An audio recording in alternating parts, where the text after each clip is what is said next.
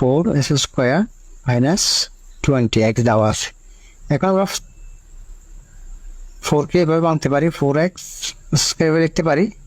তো এখন দেখেন এখানে কিন্তু এমন একটা পূর্ণবর্গ সংখ্যা আমরা ধরবো যাতে 20 মিলানো যায়। এখন যেহেতু 20কে আমরা পূর্ণবর্গ করতে পারতেছি না, যেমন আমরা যদি 4কে করি 16 হবে, 5কে ধরলে 25 হবে, এবং এই পূর্ণবর্গ সংখ্যাকে ধরে আমরা এখানে সূত্র দিয়ে 20 মিলাইতে হবে। যেহেতু কত যোগ করতে বলছে ওই সংখ্যাটা, এখন আমি সাইড ধরলে কেন মিলবে না সেটা আমি পরে বলতেছি। এখন আমি 5 ধরতেছি, দেখেন এখানে আমি এখানে যেহেতু মাইনাস আছে আমরা প্লাস ধরবো, সূত্রে কিন্তু কি আসবে সেটা আমি পরে বলতেছি। আমরা 5 ধরলাম, এটা মানে বি। এটা কেন প্লাস ধরলাম, এটা a plus b whole square সূত্র আসবে, a plus b whole square সূত্র আছে, আর একটা আছে a মাইনাস b হোল স্কয়ারের সূত্র। তো এখানে মাইনাস দিতেছি কেন, এখানে মাইনাস আছে এই জন্য মাইনাসের সূত্র লাগবে, পরে কিন্তু এমনি প্লাস আসবে।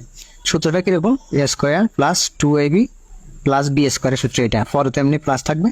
তো এখন আমি এটাকে a ধরলাম, এটাকে b ধরলাম, তাহলে আমরা সূত্রে মাইনাস লাগতেছে মাইনাস 2ab, a মানে হচ্ছে 2x আর b মানে হচ্ছে 5।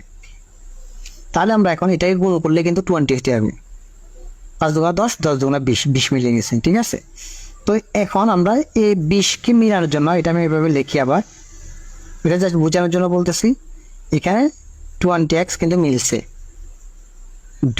5 হোল স্কয়ার। তো এখন আমরা 20কে মিলানোর জন্য আমরা কত বর্গ ধরছিলাম, 5 এর বর্গ ধরছিলাম। এই 5 এর মানটা কত এখন, মানে 5 স্কয়ার সমান হচ্ছে 25।